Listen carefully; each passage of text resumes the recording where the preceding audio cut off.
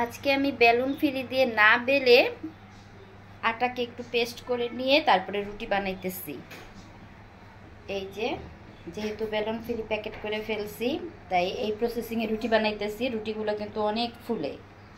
আমি কখনো এমন প্রসেসিং করে রুটি বানাই নাই, আজকে প্রথম বানাইতেছি। তবে এই বুদ্ধিটা আমার মা দিছিল, যেভাবে রুটি বানাইলে নাকি সুন্দর ফুলে। আজকে বানানোর সময় আমিও দেখলাম আসলে এই রুটিগুলো অনেক ফুলে, সুন্দর করে একদম ফুলা ফুলা রুটি বানাই ফেলছি। আগে অবশ্য কখনো আমি এরকম রুটি বানাই নাই। আমার মা বলছে এরকম করে নাকি রুটি বানানো যায়, তো আজকে আমি ট্রাই করলাম। এই যে বেলার ঝামেলা ছাড়াই আজকে রুটি বানাই ফেলছি।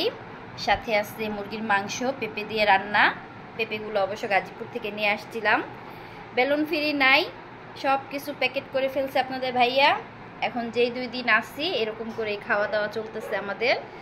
তো বেলা ছাড়াই অনেক সুন্দর রুটি হয়েছে, আপনারাও ট্রাই করতে পারেন। গাজীপুর থেকে পেঁপে নিয়ে আসছিলাম, সেই পেঁপে আর সাথে কিছু ঢেঁড়স মিক্স করে আমি রুই মাছ দিয়ে রান্না করলাম। আর দিয়ে দিলাম ফ্রোজেন ধনিয়া পাতা। আর এখানে আমি রান্না করতেছি মুরগির মাংস। মুরগির মাংসের মধ্যে ফ্রোজেনের কাঁচামরিচ দিছি। আর এই টমেটোটাও ফ্রোজেন থেকে নামাই নিছি। এখন এই টমেটোটাও মাংসের মধ্যে দিব। এই পুরাতন বাসায় আজকেই মনে হয় শেষ রান্না। এরপরে রান্না করব নতুন বাসায়, যে এরপর দেখবেন আমার নতুন রান্নাঘর। আসসালামু আলাইকুম, কেমন আছেন সুপ্রিয় দর্শক? আমার পুরাতন বাসায় আমি আবারও রান্না করতেছি। ভাবছিলাম গতকালকে রান্না করতে করতে যে এই বাসায় হয়তো বা আমাকে আর রান্না করতে হবে না, কিন্তু না, এখন দেখা যাচ্ছে প্রত্যেক বেলায় বেলায় আমাকে রান্না করতে হইতেছে। সকালে রুটি বানাও, দুপুরে ভাত রান্না করো, রাতের বেলা তরকারি রান্না করো। তো এই যে এখন আমি লাউ রান্না করলাম ইলিশ মাছ দিয়ে। ইলিশ মাছটার মধ্যে অবশ্য ডিমও হয়েছে। আর লাউয়ের খোসাটাকে আলু দিয়ে ভাজি করলাম।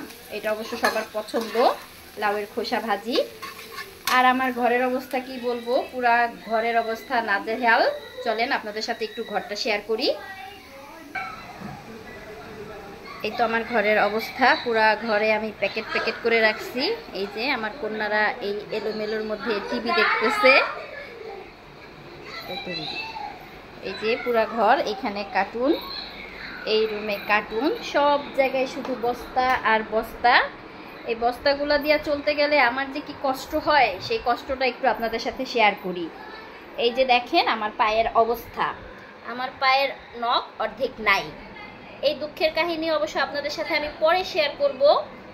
আমার এই নখের কারণে আমি আমার সুন্দর কিছু জুতা পরতে পারি না, রেখে দিছি। কবে যে নখটা ঠিক হবে তারপরে আমি জুতা পরবো।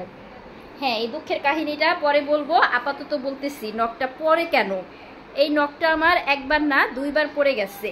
এই যে দেখতে পারতেছেন কার্টুন, আমি যখন হাঁটতে যাই ধাম ধুম শুধু আমি নখের মধ্যে বাড়ি খাই। এখন হয়তো বা ঘর এলোমেলো এই জন্য বাড়ি খাই।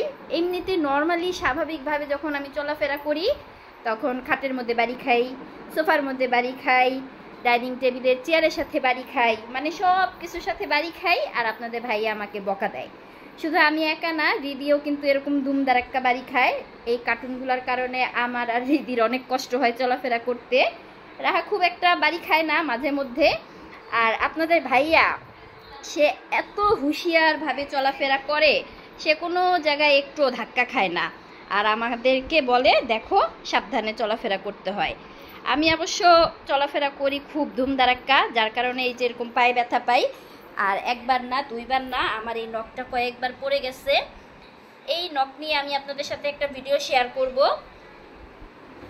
আপাতত এই নখের দুঃখটা আর শেয়ার করলাম না। তবে এই নখের কারণে আমি অনেকগুলা জুতা প্যাকেট করে রাখছি, পরতে পারি নাই, একদম নতুন, একদিনও পায়ে দেই নাই।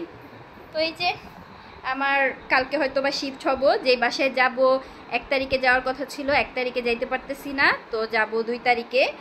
এই কার্টুনগুলো রাখাতে আমার ব্যাংকু চিঙ্কু অনেক খুশি হয়েছে। তারা কার্টুন খেতে অনেক পছন্দ করে, তবে তাদেরকেও এখন পুরো ঘরে ছাড়া হয় না। কার্টুনগুলো নষ্ট করে ফেলবে, পরে দেখা যাবে কার্টুন আমরা উঠানোর সময় কার্টুনের নিচ থেকে সব খুলে পড়ে গেছে। এজন্য এখন তাদেরকে অল্প জায়গার মধ্যে ছাড়া হয়। আগে রাতের বেলা পুরা ঘরে ছাড়তাম, তারা দৌড়াদৌড়ি করতো, খেলাধুলা করতো। তারপরে আপনাদের ভাইয়া ঘর পরিষ্কার করে ফেলতো। আর এখন এই অল্প একটু জায়গার মধ্যে তাদেরকে খেলতে দেওয়া হয়, তারা একটু ছুটোছুটি করে, তারপরে আবার অল্প জায়গাতে আটকায় রাখা হয়। তো এই যে আমার পুরান বাসায় কিভাবে আসি, কিভাবে আমরা খাওয়া দাওয়া করতেছি, তার কিছু অংশ আপনাদের সাথে শেয়ার করলাম। এরপরে নতুন বাসায় আবার দেখা হবে। সবাই ভালো থাকবেন। আল্লাহ হাফেজ।